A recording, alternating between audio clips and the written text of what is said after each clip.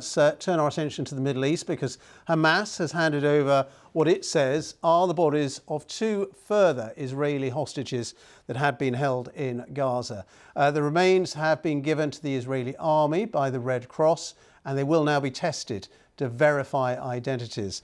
The handover is a requirement of the American brokered ceasefire deal in Gaza. Israel has previously accused Hamas of delaying the delivery of bodies, but the Palestinian group says it's difficult to retrieve remains from underneath the rubble in Gaza.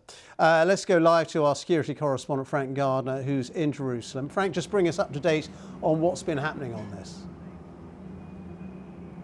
Sure. So this afternoon, two coffins were handed over by Hamas inside the Gaza Strip to the Red Cross, the ICRC, who in turn escorted them, gave them to the IDF, the Israel Defense Force, and they've been taken immediately to Israel's National Institute for Forensic Medicine for, as you say, identification.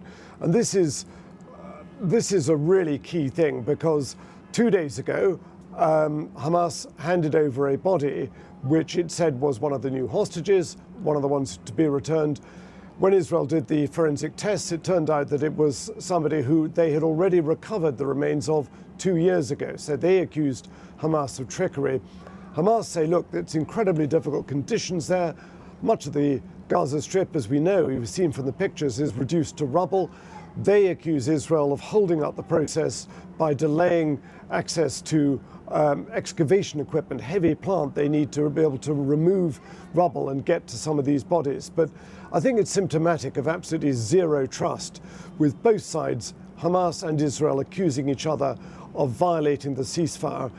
But let's not forget, 2 days ago, that incident combined with some firing on Israeli forces in Gaza resulted in massive airstrikes by Israel that in turn killed over 100 Palestinians. So it's still a very brittle situation. I hesitate to call it a ceasefire.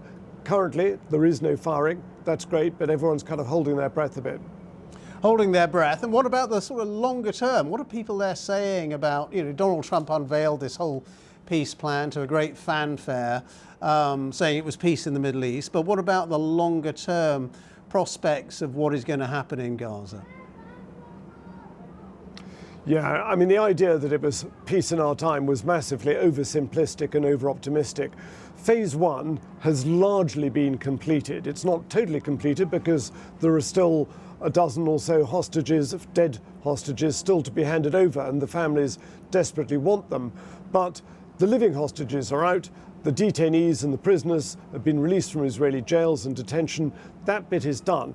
The hard part, as you say, is still to come, and that involves bringing in what's called an international stabilization force that is yet to be formed. That's got to come into Gaza, disarm Hamas, or Hamas has to disarm voluntarily, and then the process of reconstruction can begin under a new technocratic government.